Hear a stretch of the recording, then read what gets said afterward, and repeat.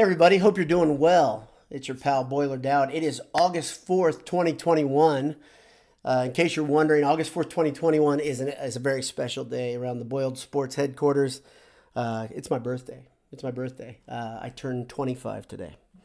Okay, part of that's not true, but it is my birthday, and I thought I'd celebrate with you guys here on boiledsports.com and on the YouTube channel. Talking a little bit about some things that I've learned and some things that I've been thinking about as we look ahead to football camp and we look ahead to the basketball season. I think we're inside 100 days. I think like 90 something days until basketball begins. Greg, thanks for joining. Thank you for the birthday wish. Appreciate it. I guess I begged for it. That was pretty shameless, wasn't it? I apologize for that, but I'm kind of a shameless guy. You guys know that if you're tuning in. But before I start, let me say, give a big shout out. These are unofficial sponsors and partners. Of course, AJ's our pals just off campus. If you're near campus, go get a burger, go get a pint at AJ's. Martin Vintage, great soft heritage T-shirts that support your boilers with the Purdue family, and then of course Gridiron Metalworks. You should check out their Instagram, Twitter, and other feeds. If nothing else, you get to see some pretty entertaining stuff. Paul and Chris doing some cooking and grilling shows. That's entertainment. That's fun. They're building the brand at Gridiron Metalworks, and of course our buddy Derek. Still doing big things. I'm looking to my right at a special Gridiron Metalworks product that's not exactly completed yet. That I hope to have behind me soon, but I'm not sure how if I'm supposed to get into that at all. Derek, if you're watching, let me know when we can go full on that. But I am excited. I'm excited for football camp. I'm excited for a lot of things. I had the opportunity to hang out with Oscar Brom and Greg Brom last week, thanks to the PU Fall Cities golf outing. They have a fundraiser for scholarships, and they invited me down. I got to play golf with Oscar Brom. I got to hang out with Greg Brom at the table, have a meal with them, and I learned a little bit. I don't know if it was anything that was revolutionary, anything like that. But I did have a good time, and here are my big takeaways if you guys want to hear them. Number one, the QB battle is not surprising. It sounds like it's an O'Connell and Plummer QB battle with Alamo just a little bit behind those two, but it sounds like it's going to be O'Connell and Plummer, one of those two that's gonna start based on what I'm listening to. That's gonna, I think, define much of the success of this season. But to me, one of the big takeaways, I keep saying this, is the offensive line is going to be the big definer of how good this offense is. Witt, the transfer from Western Kentucky, I think is immensely important. So we'll see how well he gets seated, how comfortable he is, how impactful he is.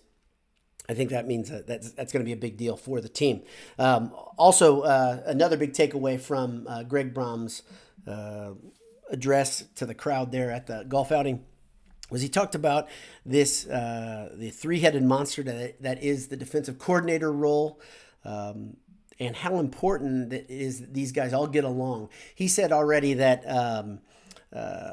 Hagan has had a huge impact on the guys up front, their personality as a unit. He said they're tough guys. He's a tough guy, and they're starting to look and act that way, which is really, really cool. But he said one big thing is this, and you guys have heard this if you've been reading and paying attention, Golden Black and other places. It's going to be an aggressive defense, and this was a new thing for me.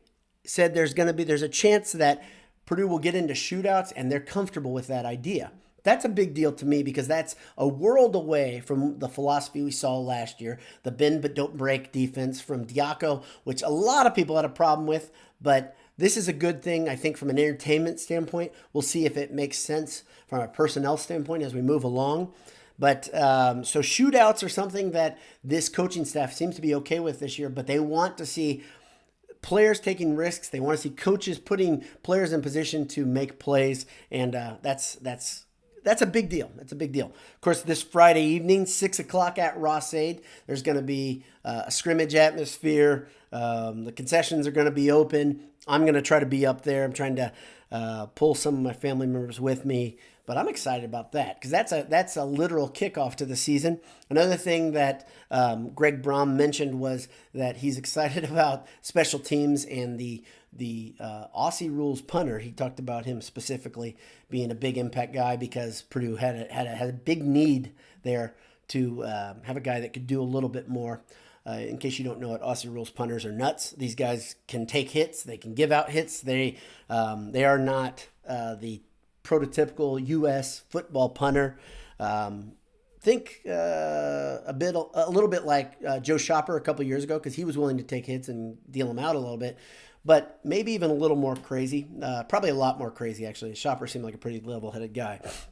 So 6 p.m. Friday, football season is underway. If you're anything like my brother who orders our tickets for our family, you've got a very unusual look. You've got tickets that to me look very cheap. I'll be honest. I don't know what else to say from the athletic department. They look like tickets from the late 90s, which is weird and different. Maybe it's because Paul Sadler's gone. I don't know. I don't think that's it, actually. But the tickets look different, but I don't care what they look like. They could be printed on line paper for school, and I'd still be happy to get there. So very exciting. We're on the eve of football season. Will that game be streamed anywhere? I haven't seen anything. Phil, thanks for checking in. I haven't seen anything that says it's going to be streamed, sadly. So it sounds like you're probably not close enough you can get there. But the concession stands are going to be open, which is really cool. It should be a fun atmosphere. Good for the kids, good for the family. Yeah, Greg says goofball punter, and as long as he doesn't shank him, that's a big deal. I mean, this is going to be weird for us. We've seen some experiments with, I don't know what happened with my emphasis there, some experiments with Aussie rules punter and rollout punters a little bit in the last decade. Maybe, yeah. I think Hope did something with an Aussie rules punter, a guy who wasn't a full-time Aussie rules punter, and it was weird. This is a real Aussie rules punter, so should be a little different. I hope that's not the most exciting thing. I'm more excited about the defense and the offense. But that's about it on football. I wanted to move on really quickly. Oh, one other thing. Oscar Brom's a great guy. I had a good time golfing with him. He's a big man. He's over a head taller than me. Doesn't surprise any of you guys who have met me. I'm 5'4", so that's not shocking. But he's a big man. He's a big guy, and all the Broms are pretty big, but Oscar's a big dude. He loves his sons. Very proud of his sons. It was great hanging out with him, hearing him talk about him, brag about him, and there wasn't an exception to that. That was neat to hang out with him. Let's move on to basketball real quickly. I wanted to talk about something. The idea that Purdue has some forgotten players. One second. The idea that Purdue has some forgotten players in basketball, I think, is an interesting one. And what I mean by forgotten players is this summer has been chock full of basketball news, right? We've, for positive and negative, Gillis, Edey, First, Ivy, and Trey Williams have all been in and out of the news quite a bit this summer. Of course, Trey Williams, flirting with the NBA and entering into the evaluation process and quickly withdrawing his name after just one practice was a big deal. Ivy and First were on the gold medal under-19 team, and Edey nearly made the Canadian national team, which was a really big deal. He was a first alternate. They let him hang around a little bit longer than they did a lot of players. That was a pretty big deal. But this was an interesting summer from a fan's perspective for Purdue basketball. But there are a lot of guys that were kind of under the radar and have been forgotten a bit. Of course, Eric Hunter, I think, is a guy that, as Purdue fans, we can't afford to forget about. He's going to be great. He's going to be high impact. He's extremely important. The ball will be in his hands a lot again this season. Sasha is a big deal.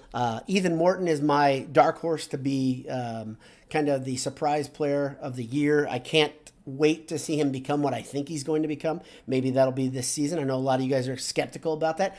That's all right. That's okay. Brian Waddell is kind of he's a lot of fun to think about because if you're like me, you remember his dad playing at Purdue. Makes you feel old right away. But he was one of the latest additions to the class. I think the latest addition to the class. He's been practicing with the team. Sounds like he looks solid. Newman showed just flashes of brilliance last year, and we cannot forget about how much players grow between their first year on the court and the second. And I think Brandon Newman is going to be one of those guys who has a huge amount of growth this year. And of course, Isaiah Thompson completes this list. One of the things you can see there, you've got 11 guys, an 11-man rotation. I don't think all of them will be at Purdue's disposal next season. I think we'll have a red shirt in there, maybe two. I think it'll just be one, actually. We'll have a red shirt in that group, probably Waddell, I would guess. But the idea of having 10 players, 10 legitimate Division I Big Ten basketball players able to do line changes is a tremendous resource for Matt Painter and company. And this is something we can't discount as we head towards basketball season. But first, let's look at football. It's going to be fun. Something to keep in mind as we head towards football. If you guys hear any big information, anything you can glean, reach out to me via Twitter or down in the comments section here. I'd love to hear if you have any insights. I can tell you, I've been trying to listen. I don't have a whole lot to tell you, and I don't think Coach Brom wants to tell us a whole bunch. Maybe I'll get to talk to him a little bit on Friday night, and I'll be able to get something that way. But as of right now, it's just anticipation of what's coming on. Air Purdue asked a question, any word on Gillis' status for the upcoming season? No, there's no, not that I understand, there's no update. I think what you're going to have, they said they were going to internally discipline, and I think what you'll see is at the beginning of the season, he either will be, I think he'll be suspended for a game or two, maybe up to 3, I don't know. There's a lot of things about this case that aren't great, kind of the way the arrest happened that night is not great. And I don't know if that affects the punishment, but I'm guessing you're going to see a couple game suspension, and then he'll have to earn his way back into coach's good graces. He is practicing with the team, which is great to see, but I hate this whole chapter, honestly. You guys know I'm a pretty gold-colored glasses guy when it comes to both football and basketball for our Boilers, and I just hate seeing stuff like this. I hope he's able to keep himself out of trouble. It's always bad to get behind the wheel if you're at all impaired, and I want him to figure this out and not get himself in trouble again, of course. So no formal word that I've heard. If you guys disagree, you can sound off below. So that's about it. Hope you guys are having a great week, and I hope your week continues to go well. Remember, Friday night, 6 p.m. at Ross-Ade. I think the stadium opens at 5 if you want to go. I'm sure there'll be plenty of good seats. But look forward to seeing you. If you do see me, come up, say hi. Look forward to talking to you. Have a great day. God bless you. Hammer down. We're going to talk to you real soon.